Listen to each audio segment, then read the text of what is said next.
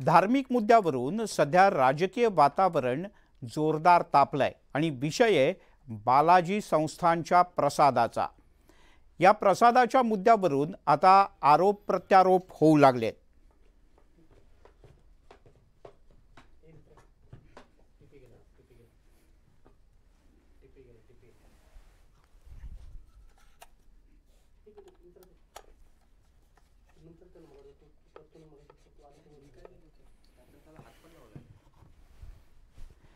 त्यामुळे बालाजीच्या मंदिरातल्या प्रसादामध्ये चरबी असल्याचं समोर आलं। चंद्रबाबू नायडू यांनी या संदर्भातला दावा केला।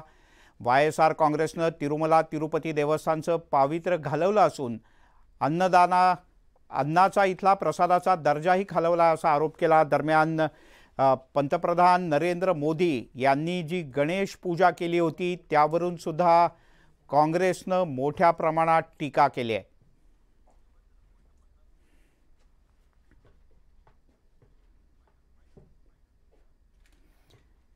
तिरुपती बालाजीचा प्रसाद म्हणून मिळणाऱ्या लाडूंवरून सध्या मोठा वाद निर्माण झाला आहे आणि याचं कारण आहे चंद्रबाबू नायडू यांनी वायएसआर जगन रेड्डी यांच्यावर केलेला आरोप। माजी मुख्यमंत्री जगन रेड्डी यांच्या कार्यकाळात या लाडूंमध्ये जनावरांची चरबी वापरली गेली आणि लाडूंचं पावित्र्य भंग करण्यात आलं असा आरोप चंद्रबाबू नायडू यांनी केला। तिरुपती मंदिरात प्रसाद म्हणून लाडू दिला जातो आणि हा लाडू तयार करण्यासाठी वापरलेल्या तुपात प्राण्यांची चरबी आणि फिश ऑइलचा अंश सापडला होता। नॅशनल डेअरी डेव्हलपमेंट बोर्डाकडून देण्यात आलेल्या अहवालातून ही धक्कादायक माहिती समोर आली। यानंतर एकच खळबळ उडाली असून भाविकांच्याकडून तीव्र नाराजी व्यक्त केली जाते। याच मुद्द्यावरून राजकारण तापलंय। दरम्यान या प्रकरणी केंद्र सरकारनं गांभीर्यानं दखल घेतली आहे। केंद्रीय आरोग्य मंत्री जे.पी. नड्डा यांनी या प्रकरणी मुख्यमंत्री चंद्रबाबू नायडू यांच्याकडे सविस्तर अहवाल मागवलाय। तर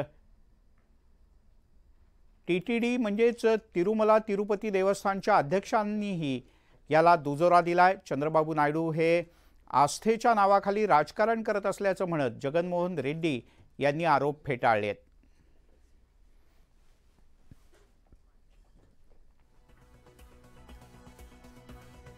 दरम्यान या देवस्थानच्या लाडूचं वैशिष्ट्य म्हणजे साधारण दररोज 3 लाख लाडू तयार केले जातात। या लाडूच्या विक्रीतून दरवर्षी 500 कोटी रुपयांचा महसूल देवस्थानला मिळतो। दर्शन घेतल्यानंतर मंदिराच्या बाहेर हा लाडू प्रसाद म्हणून दिला जातो। हा लाडू साधारण 15 दिवस टिकतो। लहान लाडू हा 40 ग्रॅम, मध्यम लाडू हा 175 ग्रॅम तर मोठ्या आकाराचा लाडू हा 750 ग्रॅमचा असतो। भाविकांना मोठ्या आकाराचे 2 लाडू हे प्रसाद म्हणून मोफत दिले जातात। मध्यम आकाराचा लाडू प्रतिनग 50 रुपये तर मोठ्या आकाराचा लाडू प्रतिनग 200 रुपये या दरानं विकला जातो। जो लॅबचा अहवाल आलाय त्यातून काय वास्तव समोर आलंय त्यावर एक नजर टाकूयात। या लॅबच्या अहवालात असं म्हटलं की तिरुपती मंदिरातल्या लाडूंमध्ये प्राण्यांची चरबी असल्याचं समोर आलंय। लाडू बनवण्यासाठी जे तूप आणि तेल वापरण्यात येतं त्या तुपात फिश ऑइल, गोमांस आणि डुकराच्या चरबीचा वापर करण्यात आलाय। तपासणी झालेले लाडू हे वायएसआर काँग्रेसच्या राजवटीत तिरुपती मंदिराच्या इथे बनवले गेले होते।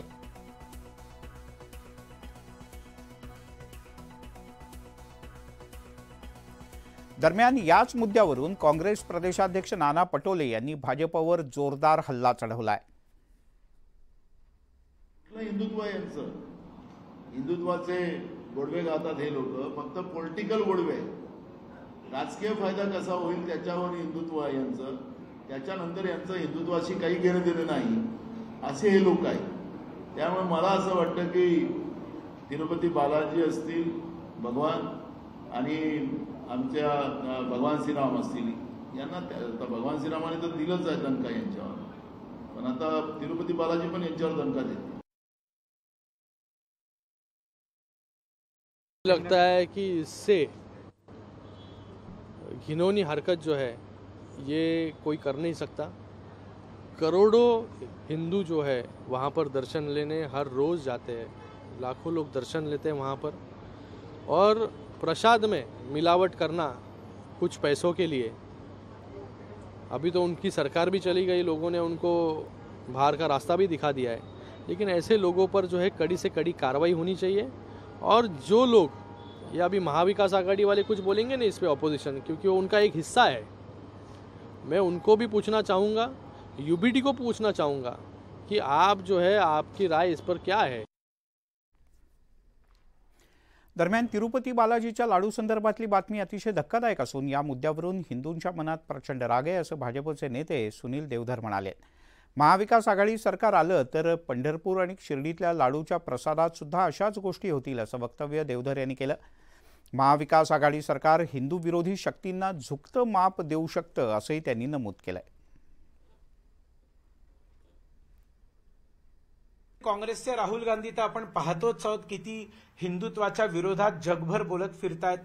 मला भीती अशी वाटते की ह्यांचं जर उद्या सरकार आलं तर पंढरपूरचे लाडू किंवा अंबाबाई महालक्ष्मीचे लाडू, शिर्डीच्या साईबाबांचे लाडू याच्यामध्ये सुद्धा सगळ्या अशा गोष्टी होऊ शकतील। याचं कारण या हिंदुत्व विरोधी फोर्सेसला जे झुकतं माप देतात, त्यांचा उपयोग करून सत्तेवर येतात, त्यांना त्यांची ही कामं करावी लागतात। आंध्र प्रदेशची घटना ही एक लहानशी घटना नाहीये, हे एका मोठ्या षडयंत्राचा हा हिस्सा आहे।